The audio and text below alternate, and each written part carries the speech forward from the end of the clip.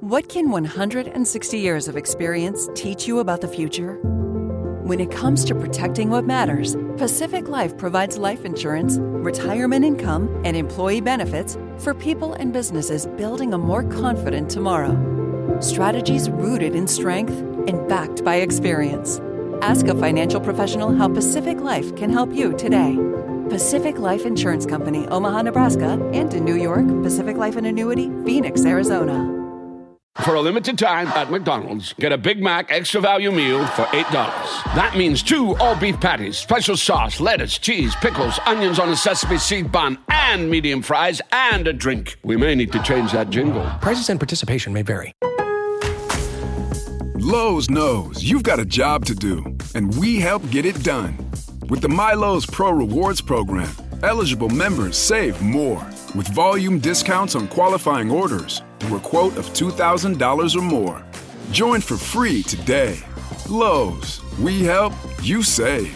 Offer can't be combined with any other discount, contract, and/or special pricing. Exclusions, more terms, and restrictions apply. Details at lowes.com/terms. Subject to change. You're listening to the Archaeology Podcast Network. You're listening to the Great Plains Archaeology Podcast. Join me as we uncover the rich histories of North America's Great Plains, exploring the latest archaeological discoveries and past cultures that shape this storied region. Welcome to the podcast.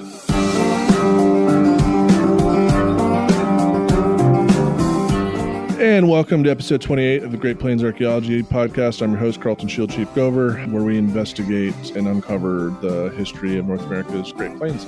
I am joined again by Chance Ward and Tyrel Iron Eyes. You can hear part 1 of our episode, which would be episode 27.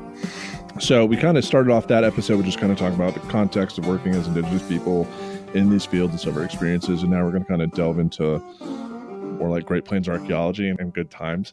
So as I was saying in the green room, continuing our conversation about more Native folks, you know, at my field school this year at Hellgap, like I had 7 Native students from like all across the western part of North America. I mean, hell, we had Jordan from Saskatoon come down from down the border and just be present, but also in Umatilla, we had Apache, Cherokee, Quapaw, a Lakota.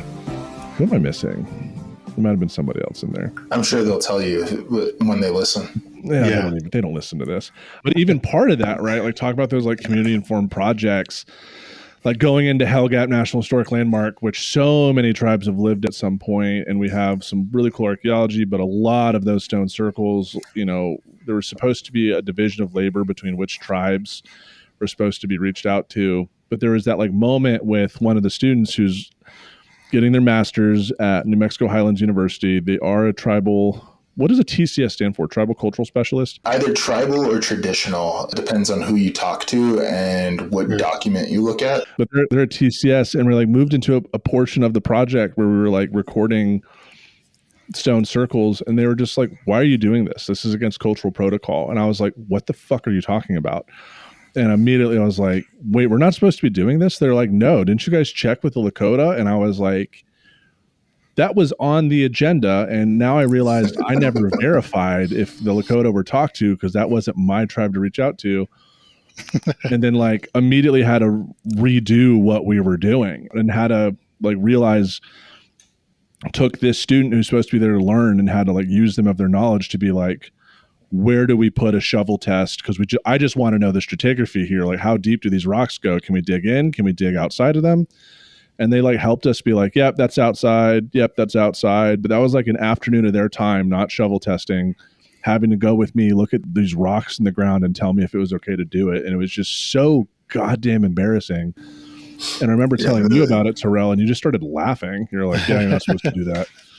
Well, like I pulled up and you're like, all right, we're doing shovel testing now. And I like looked at where you're putting the transect and I was like, oh, this is a fucking nightmare.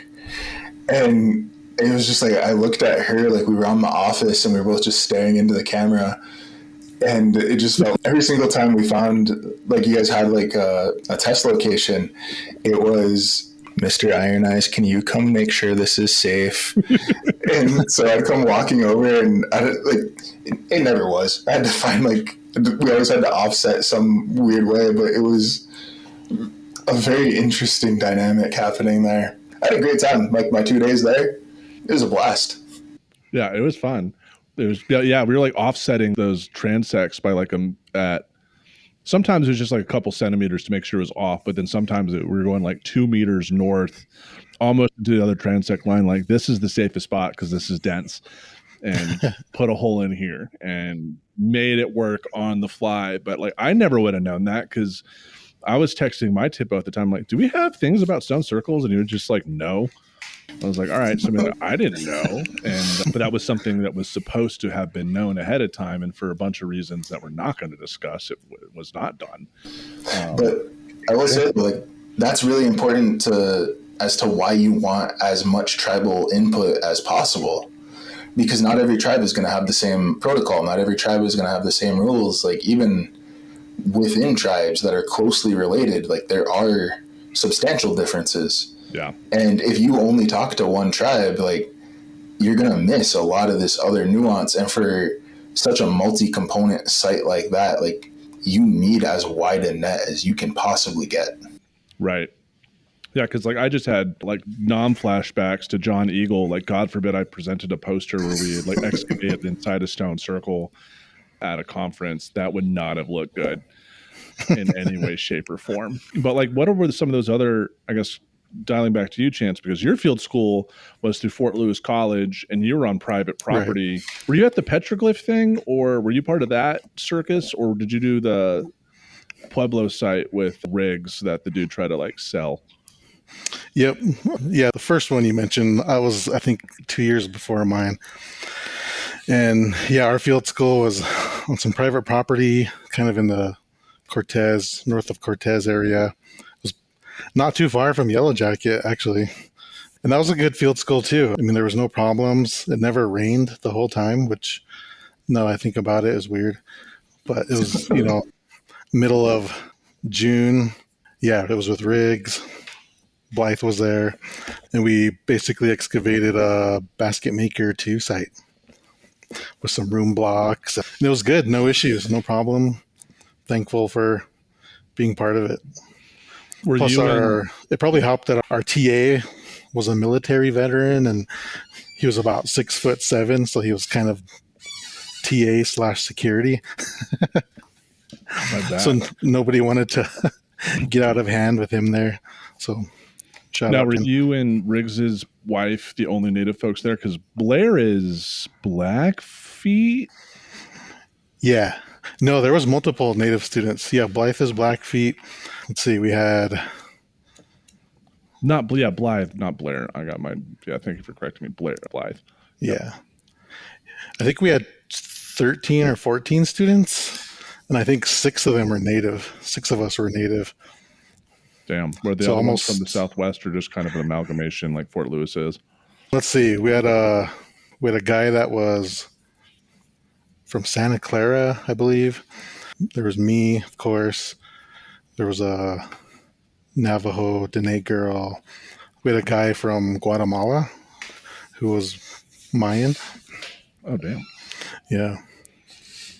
One thing I love about doing consultations in the Southwest is just being like a foot taller than all of the or Navajo people that are in the room, and just be able to see the whole room standing up. Like, yep. Like, those tribal differences are incredibly fun. Like, dating my Cherokee partner, anytime I go to Chickasaw territory, the one thing all of her friends for Chickasaw always mention is my height. And I'm just like, I'm not that tall. But to some of those like short tribes, it's like, yeah, there's a stereotype that Plains guys are just all over 6 foot, for better or worse. It is. I used to live in Arizona on the Navajo reservation, and that's what people would ask me all the time. They would ask if are you the tallest person in your family? I said, no. When I go home, I'm the short guy. Yeah, I'm like 6'6", and I'm just like one of the shorter men in the family. That's for sure. But Tyrel, you get to go to a lot more like consultations at times, especially in the Great Plains, with how things are ramping up between like Wyoming, Kansas, and Nebraska. Have you seen that yourself when you're at some of these intertribal consultations where the Lakota posse is just Northmen showing up in Mercia? Yeah, no, like I think like the average height of like the Lakota delegations is typically right around 6 foot or more. And when it's just us, it's like, yeah, this is fine, whatever. Like, we're all kind of average to relative to one another. And then as we like go down towards like Colorado and a lot of those other more like southwestern tribes, like in our territory, start to overlap, and we walk in and I'm like, oh, we're tall. And it's a very fun kind of like just small difference that's like really inconsequential in the grand scheme of things, but you can really tell where someone is from. I did a field school with the Red Cliff Band of Ojibwe out in Wisconsin a couple of years ago. And I remember sitting down with them and we were talking. And one of the things that came up was how we could tell. So some of it was like based on, it was during their powwow, and some of it was based on regalia where you could tell where someone was from. Right. But once you spent a lot of time in like these communities, you could kind of tell which reservation people were likely to have come from, or like what families like they probably came from. And it made all of the non-native students, which was everyone except for me, really uncomfortable. Because for them, it was like, they're like, oh, this is like phrenology. And I was like, I don't think it's necessarily on that level of what you're seeing or what you're thinking of.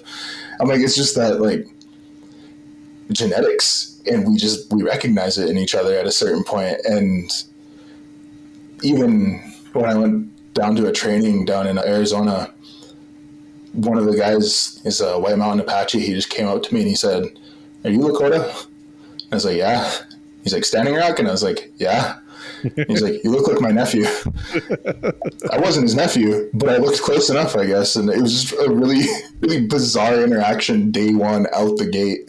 Yeah, dude, that just happens. Yeah, like no one's cracking out the calipers and starting to like measure cranium to figure out what tribe. It's just, you just get so accustomed. And it's like fun going to Haskell and like looking at people's regalia and like looking at them, like trying to figure out, like you could tell pretty quickly where someone's from. Like my niece is on the volleyball team and I go to the home games as often as I can, and just watching the girls, and you're like, yep, all the defenders are from the plains, and like most of the most of the servers are from the Southwest. Like it's just intertribal immediately figuring, able to figure that stuff out. Yeah. No one's ever mistaken me as Navajo or Pueblo. 100%. And so kind of dialing this back into field work, Chance, what was your favorite project to be on in the plain to get a go to? I didn't do a lot of projects in the plains. They were always in Utah, Colorado, or New Mexico. I think primarily just because the CRM company I worked for was kind of based out of the Four Corners. Right. But, we got to go to a lot of cool, fun places. I think one of my favorite places to be was probably kind of near Telluride, Colorado. Mm-hmm. Getting to walk survey lines that are about 10, 11,000 feet in elevation. And you're kind of hiking through, the big tall aspen trees, and you see these old Jeep trails that, Forest Service Jeep trails that probably haven't been used in 50 years. So it's definitely a beautiful place to look around and be part of. But that's also where my crew got charged by a black bear. Oh, damn. We're walking through, couldn't really see anything. And all of a sudden rustling in the bushes, and, all you see is this big mama bear run off, and, there's two cubs up in the tree. We kind of take some quick cell phone pictures, and we get out of there, try to get out of their space before things turn for the bad. But, we got probably 150 yards further down the trail, and I thought a car was driving through the trees behind us. That's how loud she came running up behind us, just charging through the bush, through the aspen trees. And she probably got, 30 feet from us or so and stopped. And she was snorting and swiping the ground with her claws. It was pretty scary. All we had was, our voices to yell at her and kind of waving our high vis vests. And she finally turned around and walked off. But, it's a fun story to tell now, but at the time it was a little bit concerning. I bet. Yeah. But yeah, there were fun projects. Probably one of my least favorite projects was kind of near Flaming Gorge in northeast Utah. I think it's called Ashley National Forest, but that forest was full of like lodgepole pines, right? The super tall, skinny ones. And a lot of them were kind of down on the ground, like jigsaw style. And an hour of lifting my heavy hiking boots over them, I was wore out pretty quickly. Done. Fair enough, man. Well, all right. And on that note, we're going to take a quick break and then we'll get into Tyrel about some of his field experiences out in the Great Plains. What can 160 years of experience teach you about the future? When it comes to protecting what matters, Pacific Life provides life insurance, retirement income, and employee benefits for people and businesses building a more confident tomorrow. Strategies rooted in strength and backed by experience. Ask a financial professional how Pacific Life can help you today. Pacific Life Insurance Company, Omaha, Nebraska, and in New York, Pacific Life and Annuity, Phoenix, Arizona. And we're back. Tyrel, what's been some of your favorite? What's your best story and what's your worst story from Field Project in the Plains? That's a really good question. I got to do a really interesting survey down near Hot Springs. There was excuse me, let me cough real fast. There was like some sort of mine, like I think they're planning to do some sort of mining. And I was under the impression that the request we got was for like consultation and like a site visit. And then I pulled up and it was me and the TCS from Cheyenne River. And I was like, oh, this was meant to be like a survey. This was meant to be like, we're doing like a class 3. And I was like, And then I met with like the archaeologist too. She worked for a private CRM firm, but at one point she was the Northern Arapaho Tipo. So it was 3 natives out there, which was a really cool experience to wander around in those canyons and like look for stuff. That was a really fun time because like for me, most of my field work, like survey work, is on reservation now, which because I've lived there my whole life is pretty mundane to me. And a lot of it's like, go survey this home site that someone wants. And by and large, those are like near the road. So there's just nothing there anymore. But there's been like a couple of times, usually it's like our field visits or our consultations where like some of the agencies have gotten really good about inviting us out for consultation and taking us to the project areas. Or if they don't have like an immediate project or project area in mind, they'll take us to somewhere else that they have questions about, that they want our input.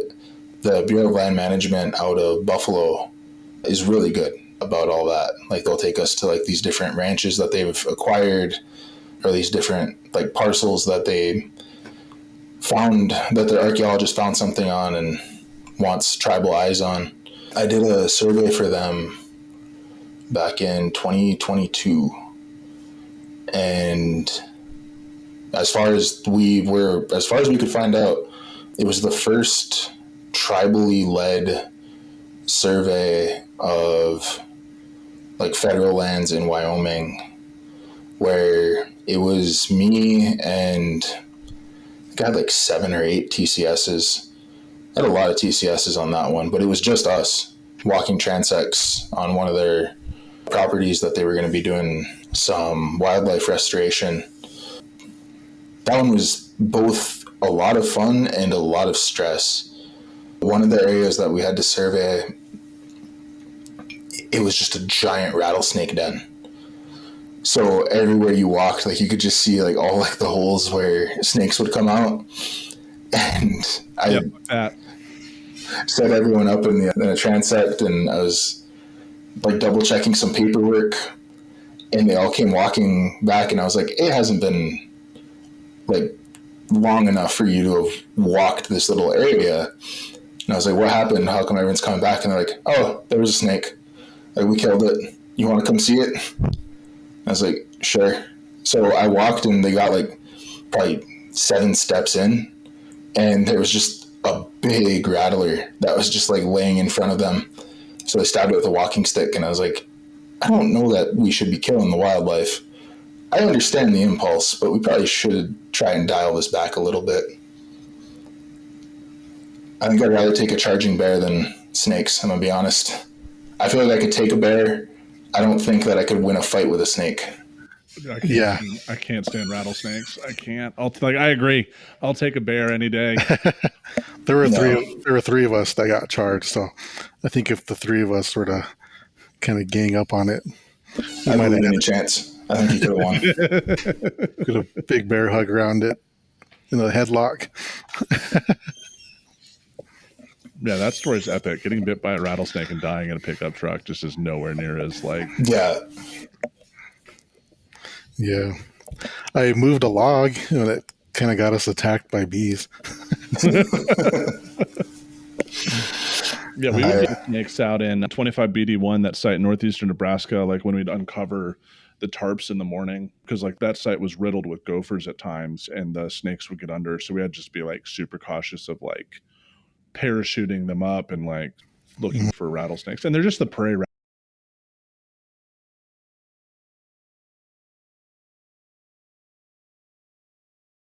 No, when I was in Wisconsin, like for that field school, it gave me a panic attack every single time I saw students just start like lifting logs or like lifting tarps, because like they don't have snakes out there.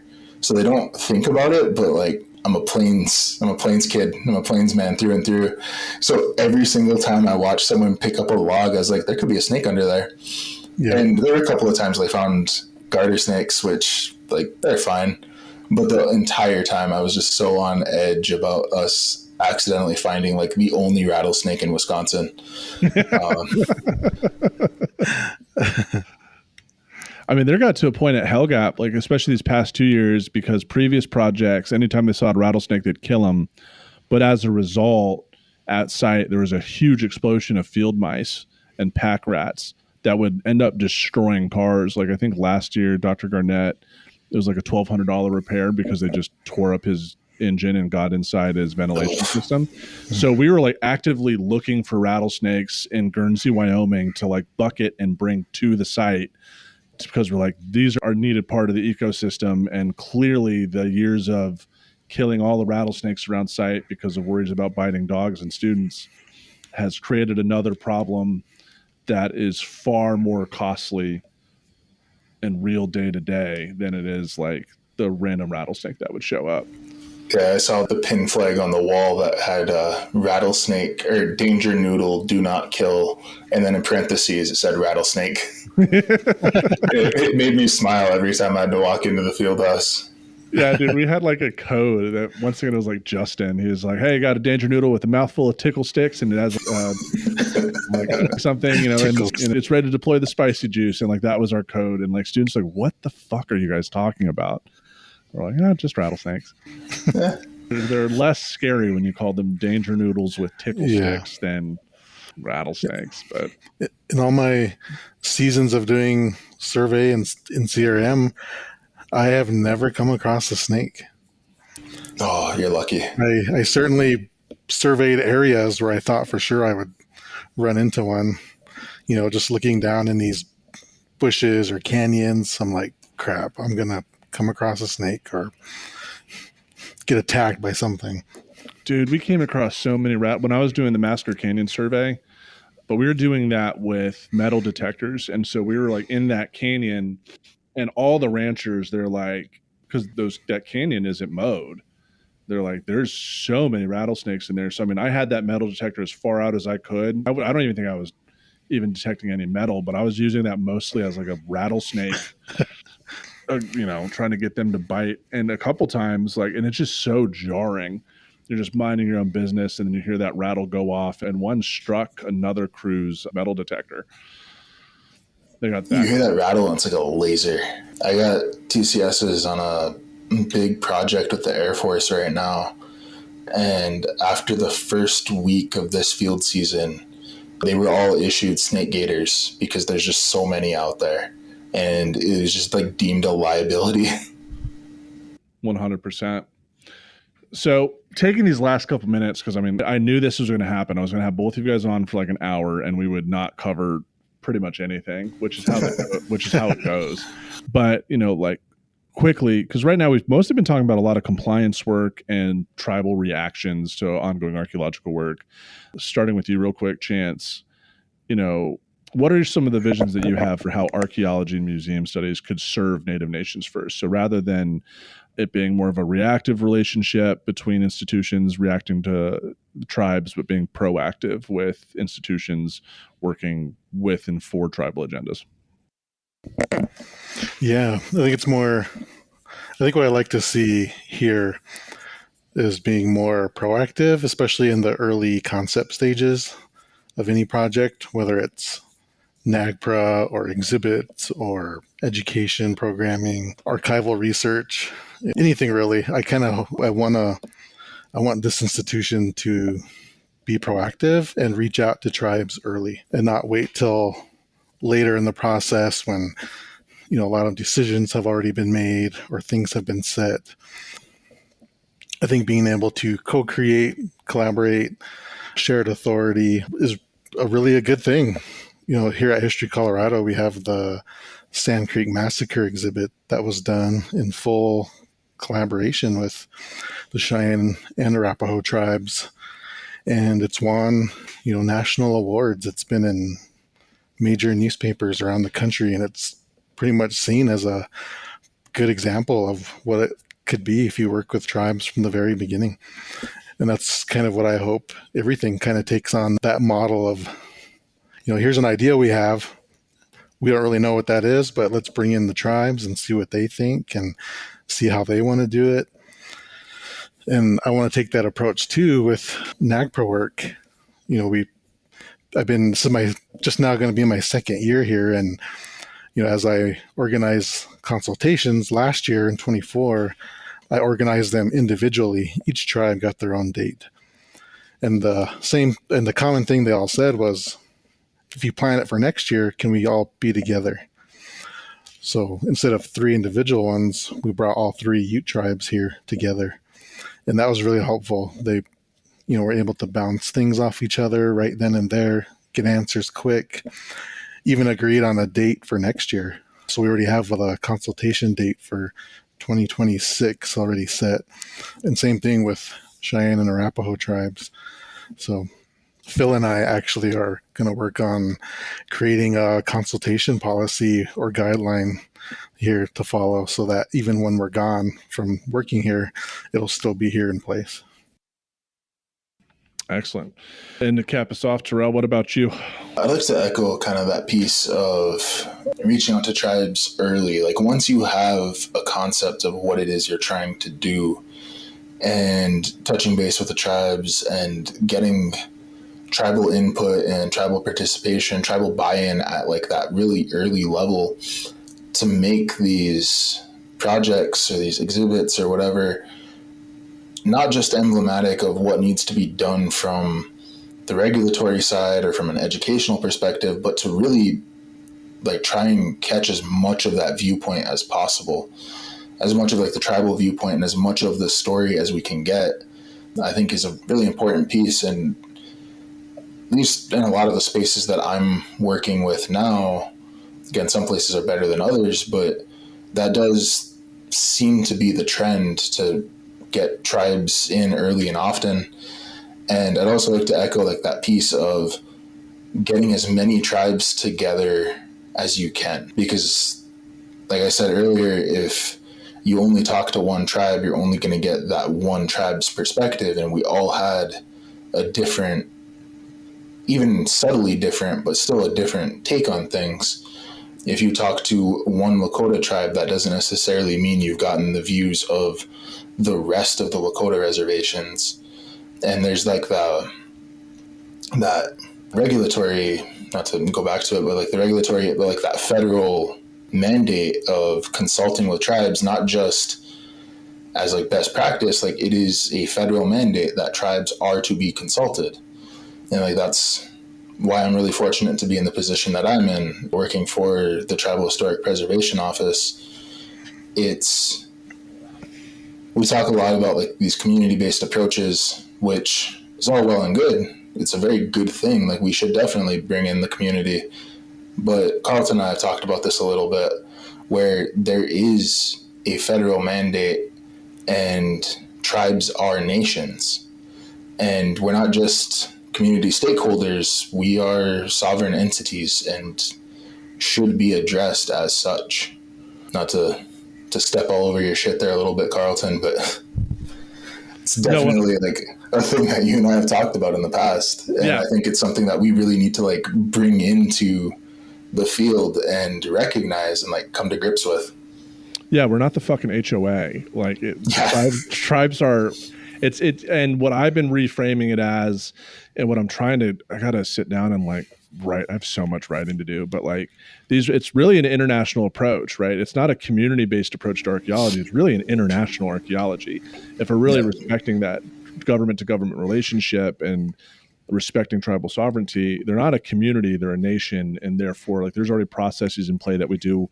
Any archaeologist in America does if they work in Mexico or in Italy. There's already a process in play in American archaeology. So it's just trying to get more people who are used to doing whatever the hell they want to play by the same rules as some of their colleagues, because it's not their history, as we've talked about. But always a pleasure to have you both on. I appreciate us trying to wrangle a time together. Chance you have a safe drive into the mountains before it gets too treacherous with the snows. And yeah, that's it for us today. Super excited to have both of them on. Are you guys going to Plains Conference this year in Iowa City? I will. Okay, sweet. That'll be fun. Did you guys vote? Make sure you vote for board of directors. I probably won't go, but I'll vote for sure. Yeah, the deadline's coming up for the new PAS president. I have to be careful and pick and choose which conferences I'm going to. Yeah, that's true. I fully expected him to say, I probably won't vote, probably won't go. Yeah, the board, there's some key items for the new board that you should definitely take a gander at.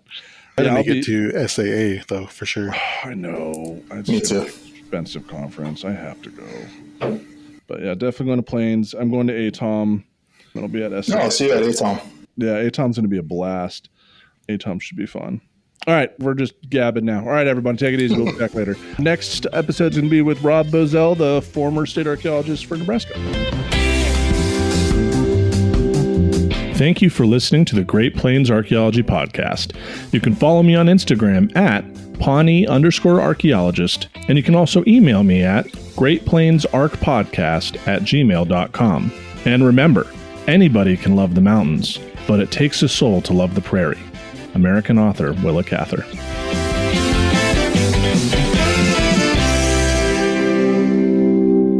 The Archaeology Podcast Network is 10 years old this year.